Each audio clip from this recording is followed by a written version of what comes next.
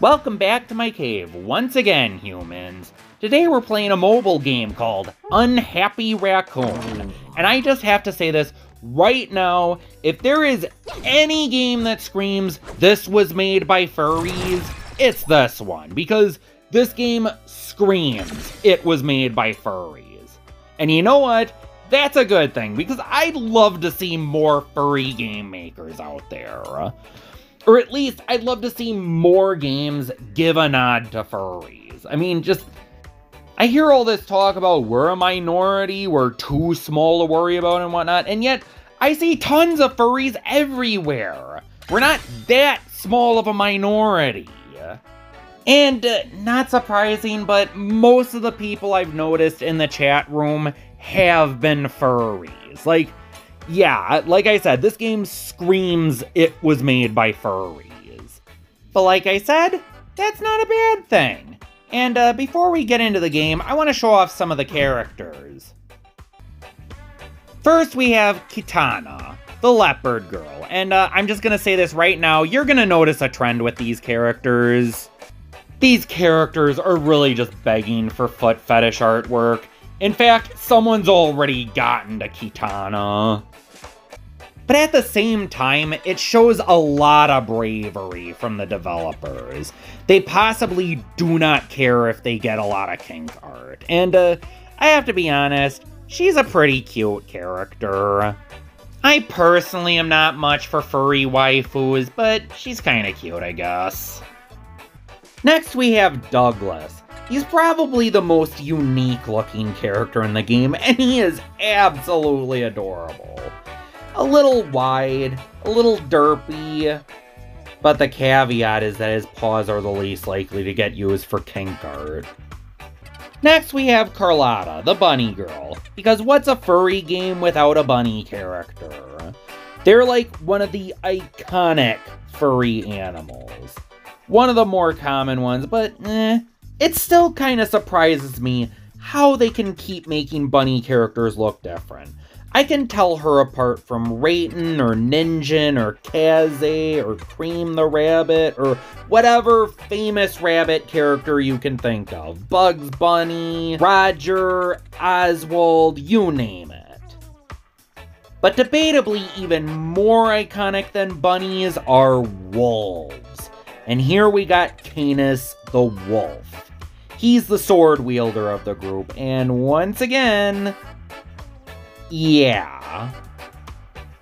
I do have to be honest though, wolves tend to be pretty bland. Not a huge fan of them, although Canis is actually one of the cooler wolves I've seen in a furry game. So, kudos to that. This is Autumn, the cow.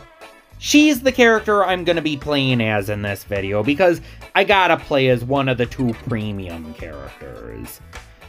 There are actually two characters in this game that cost money, but thankfully they're a reasonable $3.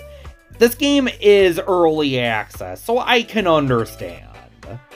Plus, she is the tank of the roster, and tanks tend to be my favorite kind of characters. Although I have to say, her outfit doesn't make a whole lot of sense.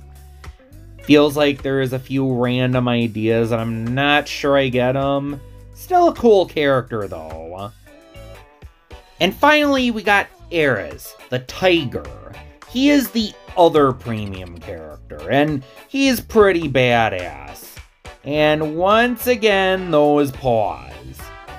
I mean, okay, you know I do have a soft spot for big-footed characters. I made a whole Digimon video about it, where I did the voice for a Weregarurumon character whose whole gimmick was he has big feet. His name's even Toes. So, no, not bashing the characters one bit. I think it's kinda cool. Plus, Ares is the only character I know of that actually uses their feet in battle. He has a stomping move, and, well, it's something. I think big-footed characters are always more charming if they actually use their feet in combat. If I can criticize the characters a bit, they do tend to have similar color palettes, and it would be nice to see a bit more diversity, but overall not a bad roster. Just selecting some flares. Since Autumn is a tank, I have to pick tanky abilities, like regenerative ones. And, wait, one where you pick up gold and heal? Gold is pretty common, so that's super useful. Of course I'm gonna put that in there. Also, that chonker is adorable. The fact that he sucks his belly in, trying to look tough, that's just adorable. Oh, I kind of wish there was a real chonker playable character. I guess Douglas is kind of chonky, but not really. Wait, what are you doing, Autumn? Now's not the time to look at yourself in the mirror. We already did that. Now's the time to get fighting. Come on, girl. The planet is round. You'll always come back to your origin after going around. Alright, now is the time to select an ability to start out with. Go with this one.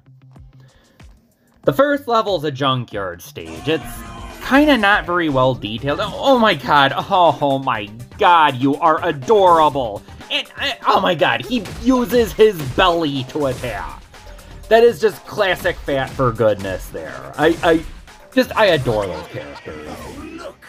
A time vortex! My proud work. Characters like that do not deserve to be villains. They deserve to be turned into plush toys and hugged and cuddled. Okay? Okay, here's my first criticism of the game. Autumn's voice. She alternates between a generic girl sound and jarring cow noises. They really don't fit her. I'm not sure why she needed to make cow noises. Kind of intimidating, if anything. Alright, now we have a timed event, but this is an early access. I'm not sure it entirely works yet, because I notice if I run out of time without beating all the enemies, I still get a prize. Shouldn't I be getting punished for not beating all the enemies in time? Let's see if I do this time. And I don't think I'm gonna do it. And see? Right there. They just died even though I didn't beat them. Looks like I'll have to up the difficulty next time. Or possibly fix the challenge, because it seems to be broken.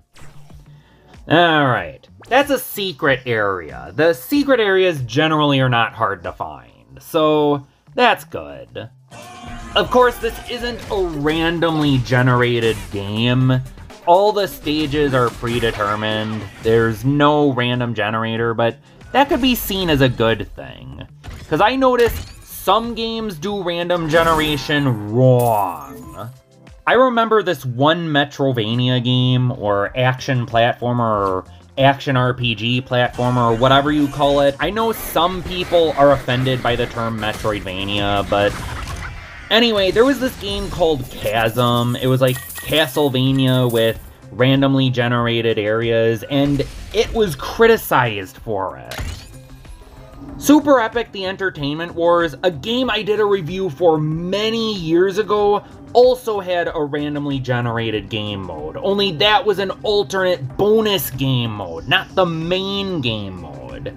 And even that game had its issues with it. Like, I remember going into the final section of random generation mode, and the game ended up soft locking because a key I needed to progress the stage wasn't in any of the rooms available. So I basically could not clear the game.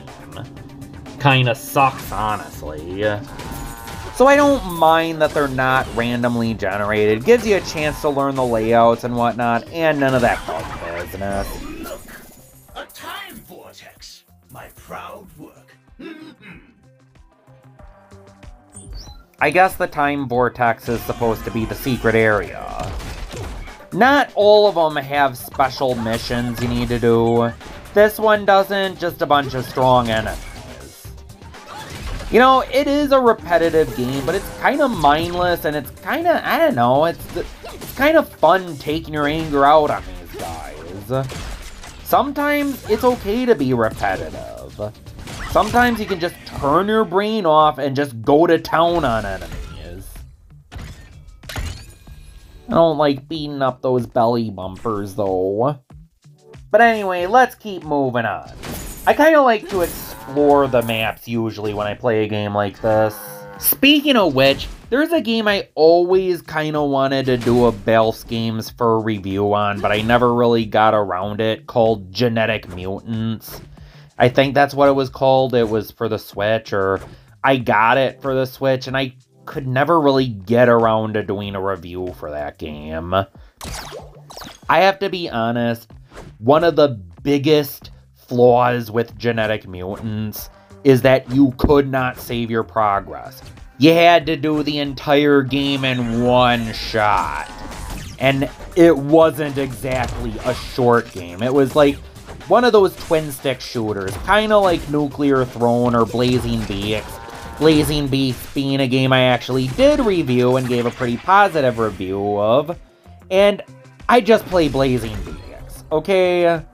It's a better, more fun game, better paced, and just overall more fun than Genetic Mutants. In this game, however, you can save. Don't change from a hunter to prey. If you exit the game during a dungeon, it will save your progress, which is useful. Genetic Mutants couldn't even do this simple thing. And I know I'm harping on a game that I'm not even playing, but seriously. Also, 2 of these abilities are called Lightning Pursuit. It's a small nitpick, but the developers might want to change the name of one of those abilities in the next update. Alright, we're almost done with Section 1. I don't know how many levels there are in this game. I think there's like 20 or so, but each level consists of like 3 or 4 sections and whatnot. Like this one, the first level, consists of 3 sections and a boss. Well, a main boss. We're going to be fighting the mid-boss soon. Not quite yet. I want to go back and get some items, so let's go Speedy Gonzales through this bit. Alright, back to the enemies. Oh, more belly bumpers. Be nice to the poor little belly bumpers. Wait, little? They're bigger than you are. Seriously, they should be turned into plush toys, not enemies. You know, I'd totally buy a plush toy of one of those things. Though, frankly, I'd rather have a Nightclubber plush toy. Nightclubber is so chunky. You like that drawing? I made it. I also have Balzac and Proustless versions, too. To be fair, they're okay, but I don't claim to be a good artist.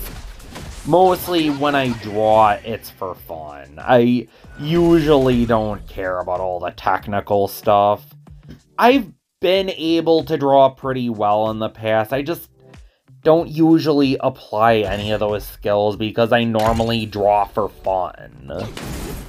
Though lately I have been feeling a little unhappy with my drawings. My proportions are not good. I am not good at proportions, not good at dynamic posing, not good at perspective. There's just, to be honest, I'm not good at anything when it comes to drawing. I can draw a readable drawing, but that's about it. What the dog doing? And here we have the first boss, which is pretty much an evil Douglas. You'll notice the second boss is kind of an evil version of one of the playable characters as well, but at my level, this guy should be... oh. Are you sure? Now it's too late to regret. Oh. Didn't even have a chance to finish my sentence. He's done. Nice. Alright, that's 1 section down, 2 more to go, and a main boss. Just select an ability, and then move on to the next area. Really? Does anyone actually think the rewards are that easy to get? You tell me! You put the reward there! Alright, starting the next area, and we get to pick some exoskeletons. Exoskeletons are basically your equipment. They raise your stats like attack, regeneration, defense, critical hit, skills, you name it. But, even more important than that, are the raccoon buddies, because they can help you out in battle, and they have some really powerful abilities too. You want to get some good raccoons on your side. And at the start of every section, they let you pick one for free. Nice! Also, am I fighting mantis shrimp? That's hilarious. Why couldn't the playable characters be that unique?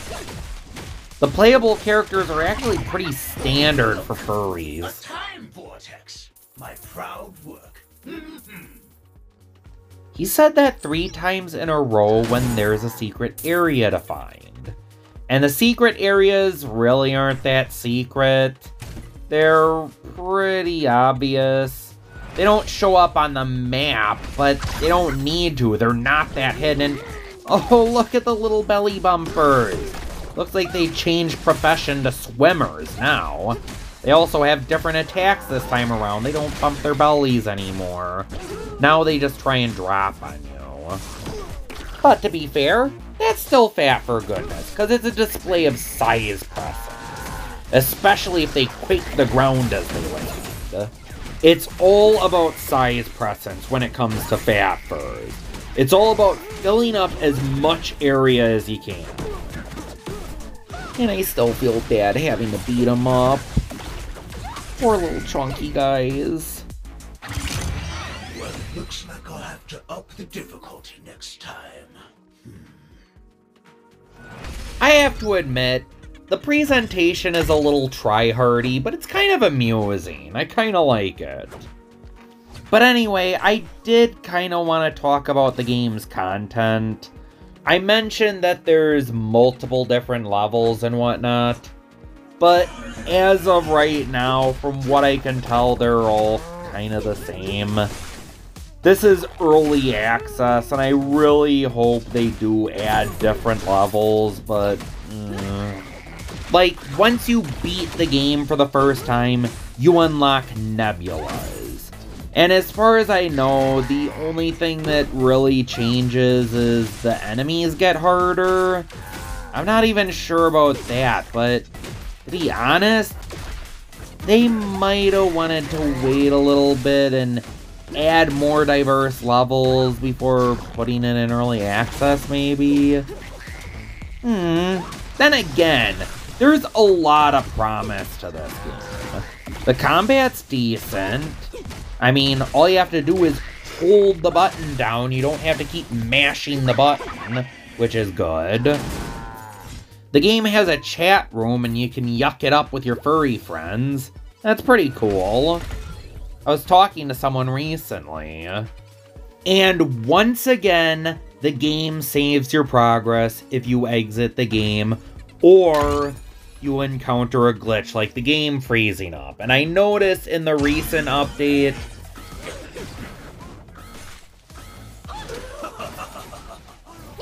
This is not a challenge. This is my chest for you. As I was saying, I've noticed in the recent update, or when I played recently at least, when too much is happening on the screen, the game does freeze up. But once again, all you have to do is restart the game and voila, you're back where you were. You don't have to restart the level or anything. Alright, I have a feeling that I'm gonna run out of things to talk about soon, so why don't I speed up the game a little bit? I've been doing dialogue for this video for a while now. Had some time to see all the mechanics of this game and whatnot, and remember when I said something about 20 levels? Well, here's the thing, there are 20 nebulas. You unlock new nebulas by clearing a certain amount of nebulas. Here is a big problem with this early access though. each nebula consists of the same 3 levels and bosses. Right now, this game is hurting for content. And I'm probably not gonna sell you on this game right now. I really do hope that if it gets more support and the people work on it more, that we'll get more levels. Right now, it's in kind of a limited state, but it's still a fun game. The nebulas do offer different challenges, though. Each nebula has a different rule and restriction. Like, for example, one nebula makes you remove one of your traits after the first section. There is other things like increased damage from traps or increased enemies and whatnot. Each nebula has their different rules. But again, it's the same 3 levels and same 4 bosses, which is kinda disappointing. However, this game does have a survival mode. However, these 3 levels aren't the only thing the game has to offer so far. There is also a survival mode, where you have to protect a giant character while buffing yourself up to take on hordes and hordes of enemies. Essentially, a survival mode. A time vortex, my proud work. You know, he has another line for the secret areas, and I'm surprised he hasn't used it yet. Whatever. As far as the levels go, to be fair, if you just run through them from beginning to end, they're not too long. They're only long if you try to explore. Like, level 2, for example, is super short. Like, once you find the shop, the boss is right up there. However, if you want to get strong for the later areas, then exploring and finding all the power-ups and whatnot is suggested. And it might be your playstyle to do so anyway. But if you just want to get through the game, it's not too bad. Alright, let's take on Bossy now. Oh, this time we're fighting an evil version of Carlotta. I'm actually kind of surprised they actually called her Carlotta, though. When you fought an evil version of Douglas, he was named Dodge, not Douglas. But this time they just stuck with Carlotta. Kinda weird. But once again... If you want to get it, you have to sacrifice. But once again, already down. On to the 3rd and final area. Booyah. Does anyone actually think the rewards are that easy to get? As I was saying, booyah. Let's upgrade some of my exoskeletons. What should I give my, Fast forward.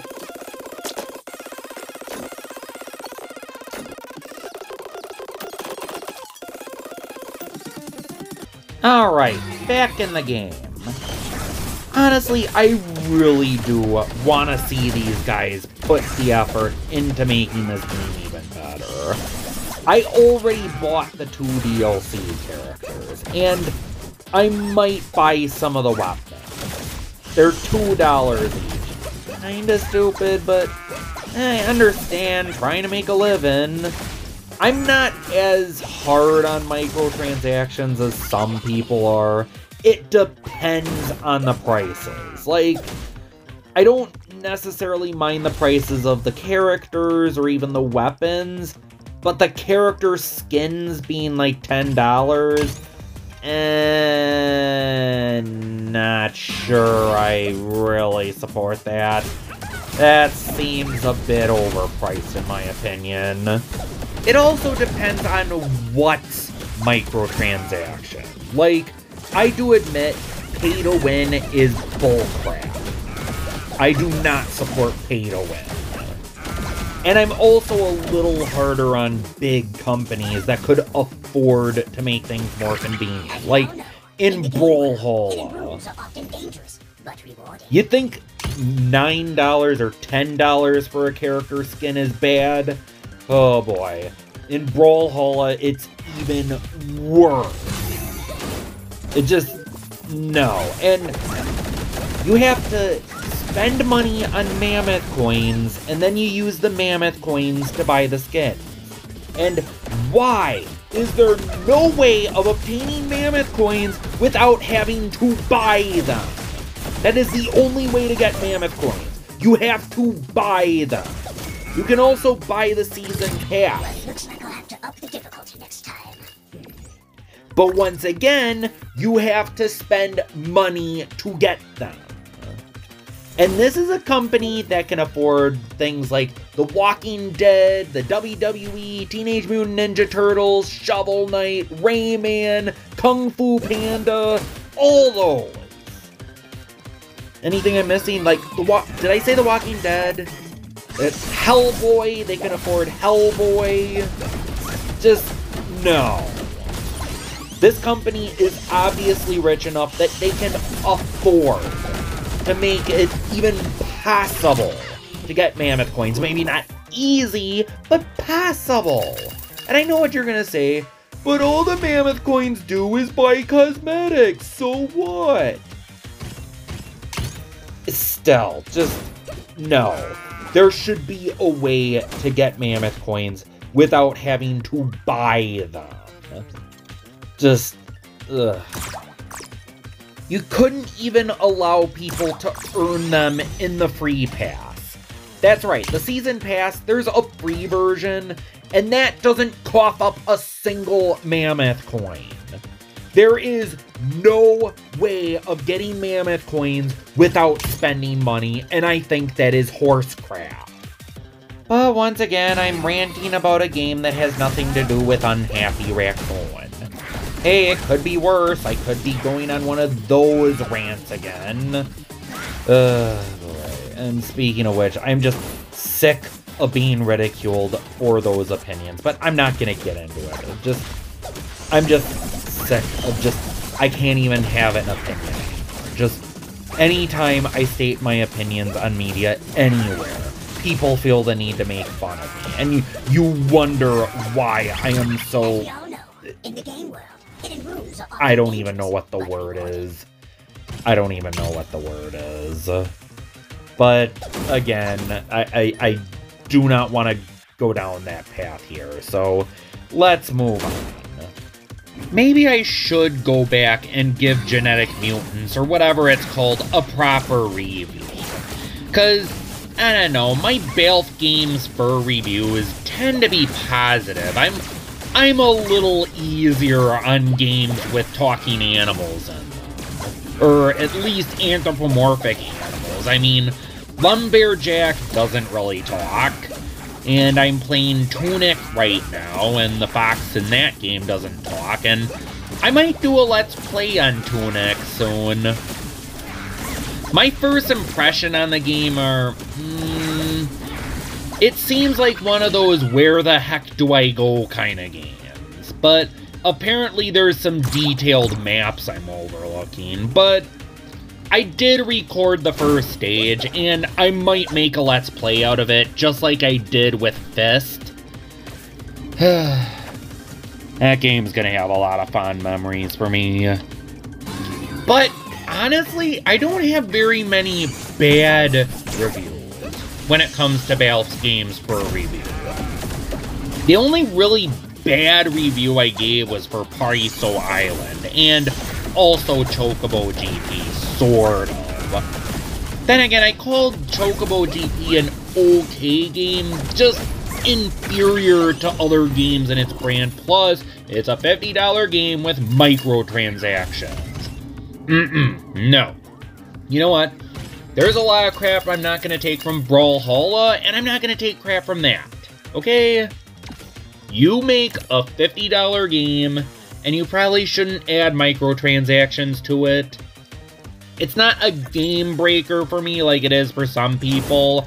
I know a lot of people quit playing Crash Team Racing because of it, but I don't know, it's just, like I said, Chocobo GP just isn't as good as Crash Team Racing. Crash Team Racing is one of the best racing games I've ever played, so I could at least sorta forgive it. But in Chocobo GP, there's a lot of issues with it that were harder to overlook thanks to the microtransactions. And I do want to show people that while I do go easier on Anthro starring games, I'm not totally blind to a bad game. I mean, yeah, sometimes I can forgive a lot of flaws if I like the main character. And that's kind of an issue with genetic disasters or genetic mutants or whatever it's called, because I really did like the characters, I just couldn't like the game. Maybe if I go back to it, I'll find more reasons why I didn't like it, but for now, let's not talk about it and spoil an entire review if I do decide to review that game. Anyway, I think I'm almost done with the third area. Let's just clear this bonus area. Oop, riches! I want these riches! You know, part of me wants to get a Skylanders game for the PS4 so I can record a Skylanders game. I'm pretty sure there's an Imaginators for the PS4, and that's like the last one they made. And it looks like the boss room is next. Alright.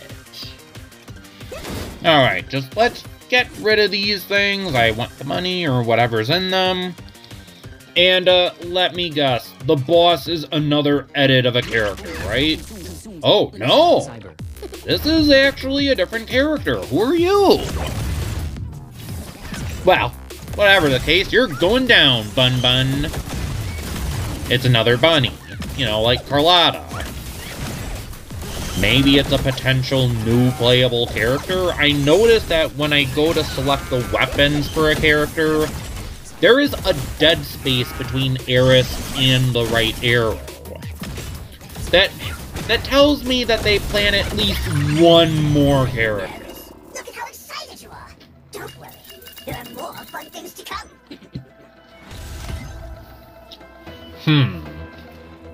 But I wonder if that's it. Kinda hope not, because she was kinda bland. Alright, final area. If you fail here, you'll have to do it all over again. Oh, shut up. Who even are you anyway? Alright, just merging my raccoons, maximum voltage, maximum iciness. Guess I'll edit my exoskeletons, or not. I don't think you can do that with this guy. Let's just go forward. Who's the boss of this area, eh? Well, you're handsome. Well, the other bosses just went down lickety-split, so how hard can this guy be? Alright, just gotta dodge his attacks, and whoa, okay, he's got some hard to dodge attacks. Yeah, should be fine. Alright, oh, come on, dude! Okay, so I actually, whoa! There goes my shield, and it looks like I actually have to try against him. Okay, so, well, just dodge attacks. This guy's kind of tough, actually. Okay, whoa! How am I supposed to dodge all that? Then again, what kind of boss would it be if some things weren't hard to dodge? Dang it! I have to put effort in this one. The rest of the game was so easy. Oh well. That just means it's more fun. I mean, if a game's too easy, it becomes boring. Alright. Just dodge the laser. Almost done with this guy. Come on. Get a few more okie dokes, and yeah! He's down! Just collect all the crystals. Goodie. And we have beaten a run in Unhappy Raccoon. I really hope this game gets more support, because I'd like to see more from this game. But as of right now, This game doesn't really have that much to offer. It's still in early access, but I did want to show this game out. Until next time, I'm Baalf, and the cave is closed.